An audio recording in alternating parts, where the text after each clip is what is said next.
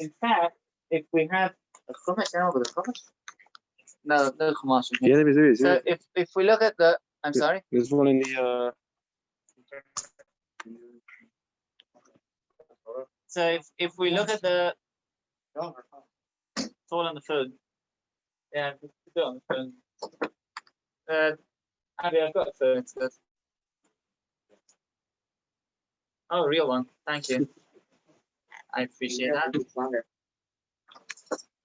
It feels more authentic, you know. So if we look in Parashat Emor, which is what we read actually yesterday, so there we find that Sukkot is mentioned twice. One of them in the context of Chag Sukkot, and the other one in the context of Chagim of this. We say in the Psukim, first of all, we say, Ach be'asar ha'chodesh, that's in Kippur, sorry. B'chamisha asar yom b'chodesh Shvi, Chag Sukkot, Shivas Yomim LaHashem. It's Chag Sukkot, 7 days of Chag, 7 days of festival on the one hand, and then we complete the parasha of the Moedes, and then again, when you'll gather in the produce from the field. So we have these two festivals, and first of all, we need to understand what's the connection between them. On the one hand, we have Chag Sukkot, and Chag Sukkot, the Torah tells us that it's Leman Yedu Derusechem Kiva Sukkot Shafti Es Bnei Yisrael. It's in order to remember, to recall that HaKadosh Baruch Hu had us in Sukkot when He took us out of Mitzrayim, right? Leman Yedu Derusechem V'Yitzia Oisam Me'eretz Mitzrayim Ani Hashem Elokeichem. So we know there's a machlekes Tanaim. Rabbi Eliezer says it means Anani Akavei. Rabbi Akiva says it means Sukkot Mamash. One way or the other. Why does this have anything to do with the harvest? How are these two festivals related to one another? That's one question. But there are also some important questions on the whole concept of Chag Sukkot. Why do we celebrate it now? Right? Famous question. Why are we celebrating Chag Sukkot in the middle of Tishrei?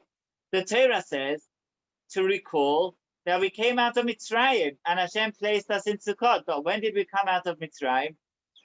Nisan, not in Tishrei.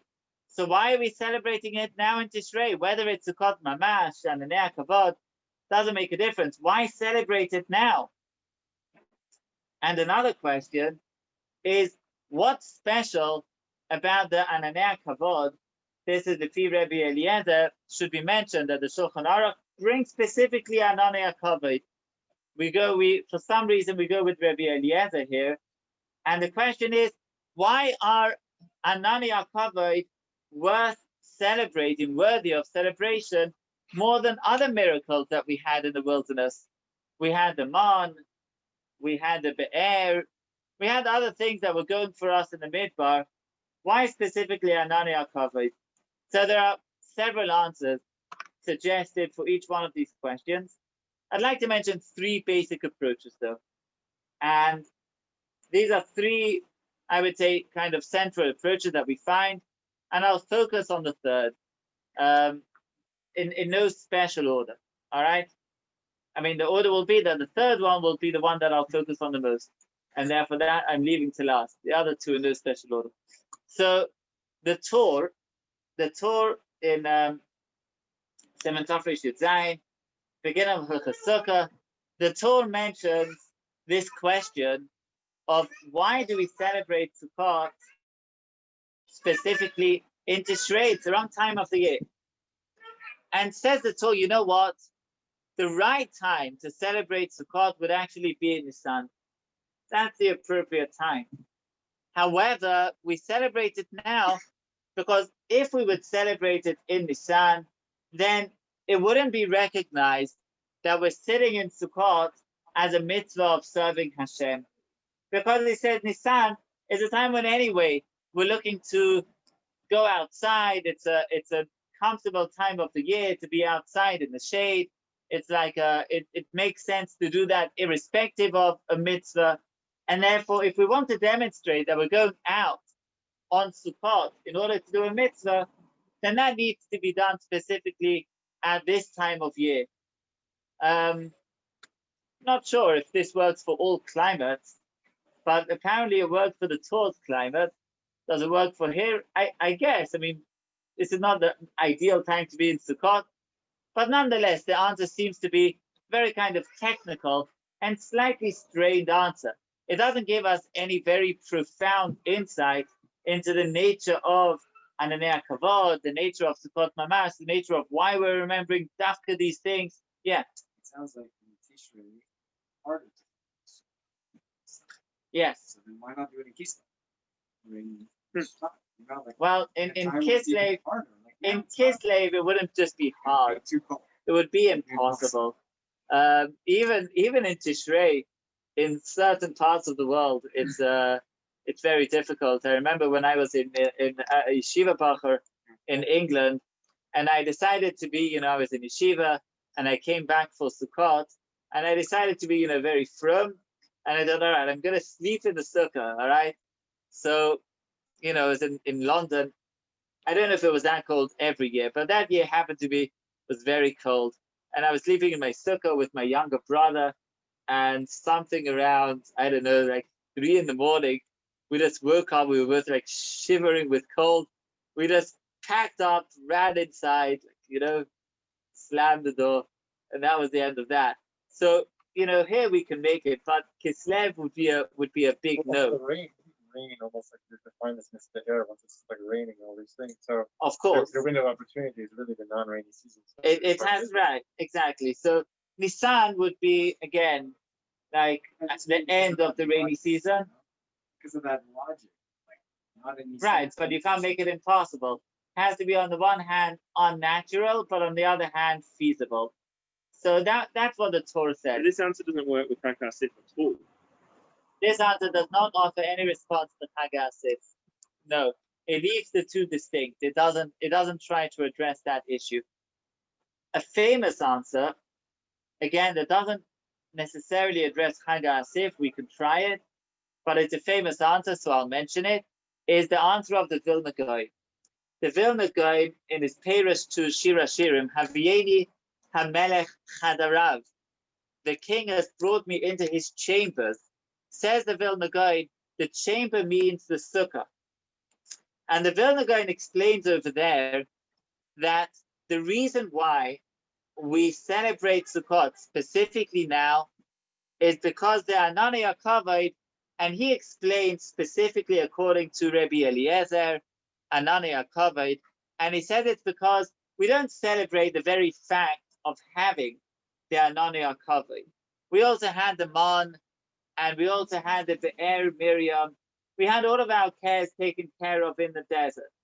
But the Ananei Kavod, says the Vilna Gaon, was special. Because the Ananei Kavod, they departed from us when we sinned at the Chet HaEgel, and then they came back when HaKadosh Baruch Hu forgave us. When HaKadosh Baruch Hu atoned, he forgave, he was appeased of the Chet HaEgel, and he reignited, or he healed the broken relationship between us and between himself, and he agreed to reinstate that closeness, that intimacy between himself and Klal Yisrael. And that was when the Ananei Kavod came back. How did that work? So he says, Yom Kippur was the day on which HaKadosh Baruch Hu was appeased. In the Luchos Shniyos, right, the Yud Gimel Midas Rachamim, that's what we were busy with on Yom Kippur. Then the next day, HaKadosh Baruch Hu gave the instruction to build the Mishkan. Then it says that the people built it Baboker, which is another 2 days. And then at the end of the next day, which is Tesvav of Tishrei, that's when the Ananei Kavod came down again with the building of the Mishkan. And therefore says the Vilna Gaon, this is the time that we celebrate Sukkot, because this is the time when the Ananei Kavod came back to us. And we're not celebrating the very presence, the very fact of the Ananei HaKavod. We're celebrating the closeness of HaKadosh Baruch Hu, that he came back to us, that his appeasement was complete when he came back to us with the Ananei HaKavod in the building of the Mishkan. There's some parallel between Sarah, Rivka, and Shkina. When one died, the other one came back, and Shkina was going to almost like we can recreate it. There's no lost hope. We can always pass it down another generation. Now, first of all, very interesting parallel. The Vilna Gaon doesn't mention it, but certainly it's a nice parallel, indicating that even when something feels or something you sense that it's lost, it can still be recovered. The case of Rivka wasn't necessarily a case of kapara and tshuva, but in this case, it's a case of, we often feel that a relationship is flawed or somehow broken, and this is our hope, that we can always regain that closeness and that intimacy. And certainly with the Kadosh Baruch Hu, he's always waiting for us to do tshuva and to come back to us. And the Vilna Gaon says that pshat in davening, we say, Ata b'chartanu mikol ha'amim, ahavta isanu v'ratzisa banu. So he says, Ata b'chartanu mikol ha'amim, when did Hashem choose us? Pesach. He says, Pesach, Yetzias Mitzrayim. Hashem chose us at Yetzias Mitzrayim. Ata b'chartanu mikol ha'amim. He says, Ahavta isanu, is at Matan Torah, Yom Chatunasai, the covenant that was struck with Klal Yisrael at Matan Torah, and Ratzisa Banu, the Ritzui, right, the closeness, the intimacy.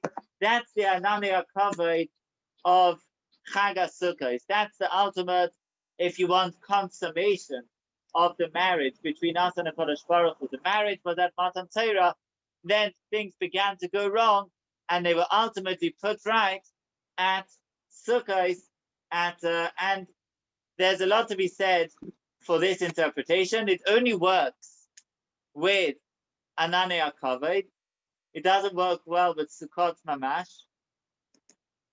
And it doesn't try to explain Chag HaAsif, even though you could maybe try to put it together. Maybe I'll get to it later if we have the time. The Pachad Yitzchak, for example, Rav Yitzchak Hutner, he elaborates at length on the Vilna Gaon, and Kedarkai in very beautiful prose and with very profound ideas elaborates on this theme. But I'd like to speak Dafka about a third approach, which is the approach of the Rashbam. The Rashbam, one of the Gedolei Harishonim, grandson to Rashi, and one of the Gedolei HaPashtanim. The Rashbam always goes with Poshet Pshat. He tries to tell us what's the Pshuto Shel Mikra, what's the simple explanation of the Psukim. And he says as follows. He says, what does it mean? Pasukos Teishu Shivas Yomim Leman Yedu de Resechen Ki Pasukos Shafti Es Bnei Yisrael. So he says the following. He said, Pshuto Shel Mikra, he says, is Sukkot Mamash. He goes with Rabbi Akiva. Rabbi Eliezer says Ananei HaKavod, but he says Ananei HaKavod is a drush. The Pshuto Shel Mikra, Kiva Sukkot Shafti, Hashem put us into booths. He gave us somewhere to live. He put a roof over our heads. And you would think, big deal. We lived in booths. What's the big deal living in booths? Says the Rashbam, the meaning is like this. He says, this is Chag HaAsif. It's the time when we bring in the produce from the fields. And he says we should remember that HaKadosh Baruch Hu took care of us all that time ago when we were going through the wilderness, when we were going through the desert, and we didn't have anything. We were not able to fend for ourselves. And HaKadosh Baruch Hu gave us this basic accommodation. Actually, the Ibn Ezra says we should be grateful for all of our produce, because once all we had was Sukkot Mamash. It was really tough back then. And now we have a lot of bounty. We should be grateful. The Rashbam says slightly different. He says when we remember the Sukkot that HaKadosh Baruch Hu put us into when we came out of Mitzrayim, then we know that a person doesn't live by the bread of his own handiwork alone, but rather a person lives by everything that HaKadosh Baruch Hu gives him. And therefore we remember the Sukkot that Hashem provides us, and then we internalize that even this produce that we gather in from the fields, even this is coming from HaKadosh Baruch Hu. And I think that this is a very profound explanation, even though it's coming from one of the Gdolei HaPashtonim, Pshutei Shel Mikra, but I think it's a very profound coming together of the concept of Chag Osif and the idea of Chag Sukkot. And I think it works well, whether you go with Sukkot Mamash or whether you go with Anani HaKavod. Because what's the underlying principle? The underlying principle is that whenever we gather our own produce from the field, and this is true whether you're into agriculture or whether you're in business, whether you're in some other kind of whatever occupation you might hold, we tend to have an inclination. We have a human tendency to pin things, to give ourselves every credit for our achievements. And that's a natural tendency that we have. And it's generally a good tendency. We take pride in our work. And it's good to take pride, right? Just like it said about HaKadosh Baruch Hu, Yismach Hashem b'ma'asav, right? HaKadosh Baruch Hu is happy with his own labor, right? Yichved Hashem lo'olam, Yismach Hashem b'ma'asav. So we should be happy with our own labor. It's a good thing to be happy with our labor. The Gemara tells us, a person prefers one kav, one unit of what he himself does, better than 9 of what other people do for him. All right, we also slip into enjoying what other people do for us. But that's a weakness. At the end of the day, we enjoy, we're happy, we're content with what we do for ourselves. That gives us contentment. And that's why Chag Osif is a natural festival. And the Torah gives that justification. It vindicates, it justifies that joy that we find in our own, in the work of our own hands, in the fruit of our labor. That's a joy, and it's a legitimate joy. The Torah gives it legitimacy. And the Torah says this is a time of joy. When you bring in the produce, that's a natural time of joy. And therefore, it should be celebrated. We should celebrate that harvest. In fact, you should know, this is like the only real festival in the Torah is Chag Sukkot. I say that with a grain of salt, because there are 3 festivals, right? Pesach, Shavuos, and Sukkot. But this is the only real 7-day festival. All right, Shavuos is 1 day, and Pesach, even though it's 7 days, but the Torah never says about Chag Pesach that it's a 7-day festival. The Torah says, "Vayom Harishon Mikra Kodesh Yelochem," and then it says, "Shivas Yomim Matzos Techedu," that all 7 days you have this, as it were, ongoing residual festival that comes from the first day. But Sukkot is special. Sukkot is a 7-day festival. It's right, like we read, like we see in the Korbanos, that each day has its own Korban. The Kriyas HaTorah of Pesach is very difficult. We have to find a new Kriya every day. We don't know what to read. On Sukkot, it's very easy. Every day we have a special Kriya of a special day with different Korbanos, B'Yom Harishon, B'Yom Hasheni, B'Yom Hashlishi, and so on. Because it's special for Sukkot. We have a full Hallel every day of Sukkot. Sukkot is special. It's the only true festival. And that's why it's the only festival that the Torah calls Chag. Just Stam Chag. Also the Mishnah. But it comes from the Torah. The Torah said this is Chag. This is the festival. Because this is a joyous, that's not English. It's the most joyful time of the year. It's a time of the year when we gather in the produce and we're naturally joyful. Sorry, Ben, what time is Meir? 5 minutes. 5 minutes. What does Chag mean? Chag means festival. And it's the only time it's used is in Sukkot. Well, not exactly. And Torah, I mean? In other places it says Chag HaMatzot, but this is the only time it's used by itself. It's Chag. This is like the festival. It's the time of joy of the year. And the reason why is because it's a naturally joyful time. You bring in your produce, you rejoice with your produce. It's a wonderful time of year. It's actually based on Shabbat, and also It's true that you have well, there's Chag HaKatzir, right? Chag HaKatzir, which is Shavuot. It's also an agriculturally oriented festival. Pesach doesn't have a formal agricultural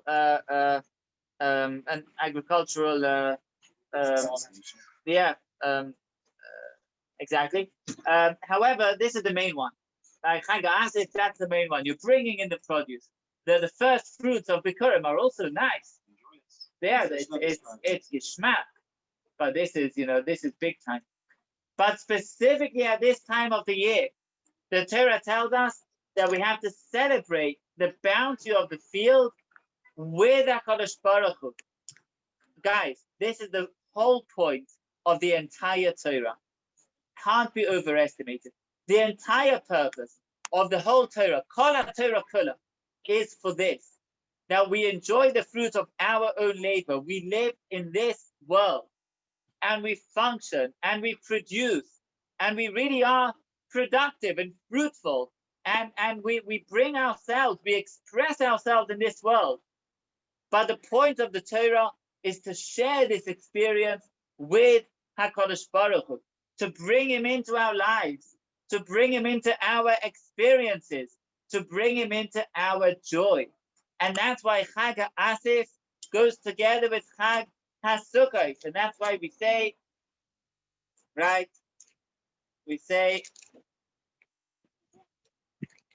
right, when you gather your produce from your field, this is the festival of Hashem.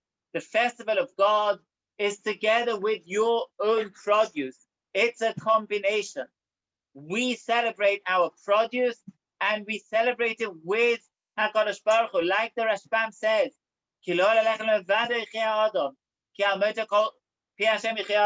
and we say, Ben, give me half a sec. We say, V'samachta b'chagecha, right? Be joyful in your festival. V'hayita ach sameach, and you will be purely joyous, entirely happy. And I think that this is very, very present. It's very accurate because on the one hand, we can be joyful with what we bring, but this is the end of a cycle and it's the beginning of a new cycle.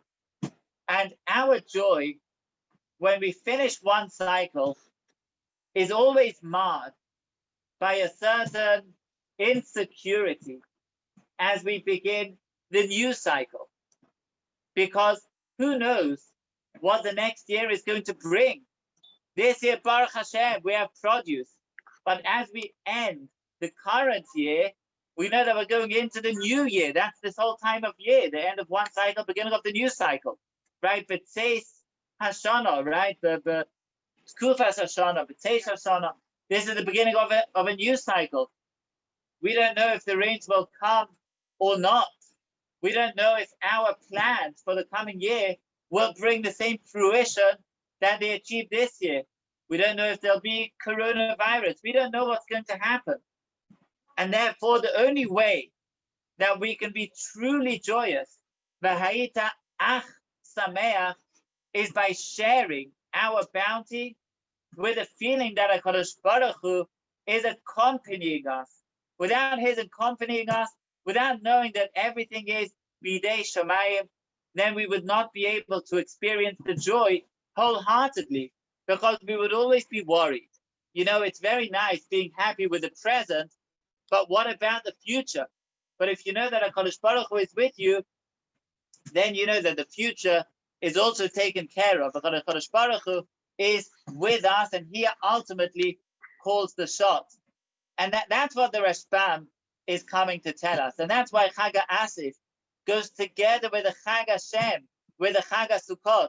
We go out into the Sukkah, the whole expression of going into the Sukkah, of leaving the security, of leaving the stability of our homes and going into a diras arai, into a place which is by definition temporary, transient, insecure, somehow unstable. I mean, it stands out, but it's not wonderful. And the idea is to feel our dependence on HaKadosh Baruch Hu specifically at the time of our joy. And that's also why it's so special to think about the Sukkot, the Ananei HaKavod, because this reflects on our basic existence, on our most fundamental, just being able to live, on our the Sukkot Mamash or the Ananei HaKavod. They represent our ability to survive in a desert, in a place which is not inhabitable in human terms. And HaKadosh Baruch Hu made it inhabitable for us, first and foremost by giving us a roof over our heads, or a magical roof, right? And Ananei HaKavod over our heads, one way or the other. But that's what we celebrate at the time of Sukkot, when we bring in our produce and we experience the joy of the time together with HaKadosh Baruch Hu, together with an appreciation and internalization of that dependency. Yes, Ben? Okay, I'm conscious of time, which probably doesn't matter. So you tell me if it's a quick or long answer, maybe we'll have to delay the answer. Yeah. What you said was wonderful, and Chag HaAsif, it all makes total sense, but maybe I'm speaking for just me. There's an enormous disconnect. When you send me a message today saying, I'm going to speak about the tension between Chag HaSukkot and Chag HaAsif, I'm like, what was Chag HaAsif again? Like, I'm not doing anything. There's no connection. And as we were talking, I was thinking, so should I get out my business book and celebrate my successes while sitting in the sukkah? Because I've got no connection whatsoever with Chag HaAsif from what you just said. It makes total sense in a pshat and a Torah way, but in my life, and I don't know anyone else who's not farming, it's garnished. Well, first of all, it's an excellent question, and it's very true. The Torah spoke about an agronomic society. The Torah speaks about a farming and agricultural-based economy, and therefore a lot of these concepts seem to us to be distant. However, what can I tell you? Right now, I'm busy doing my budgeting for 2021, trying to make my own plans. And it's true, it's not exactly at the same time, and it's not exactly parallel with the Sukkot festival. But nevertheless, we all experience this in our own lives. Every year has its time of gathering where you have to present to the board, or you have to give in your books, or whatever it is that you have to do. Every year, whatever your fiscal year is exactly, has a time of accounting and a time of planning when you make the budget. And when you make an accounting, how did I do it in terms of income, in terms of expenses, in terms of profits? And it's true that it won't necessarily fit in terms of timing, meaning we don't have the exact gathering. Now, by the way, there's a Medrash Tanoim in the Sifri, and the Medrash says, maybe each person should have his own Chag HaAsif. Each one's gathering at a slightly different time.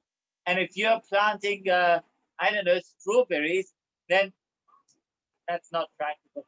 Whatever it is, you'll have a different time of harvesting than if you're doing wheat and barley, right? There'll be a different crop. And nonetheless, the Torah gives one time to internalize these ideas. And I think the same thing is true for us, even though we have a different cycle, a different fiscal year, a different type of engagement with the world. We're less agriculturally minded, but nonetheless, we all have an asif. We'll have a certain concept of gathering, of in-gathering, and we all have a concept of planning. Even running a home is planning in a certain sense, making sure that, that we get by the year, planning a home economy, and we have the joys of bringing in, and we have the worries and the anxieties of, will the plans work out? Will the stars align? So I'll leave it there. Also time conscious like Ben is. So much more to speak about, which is nice.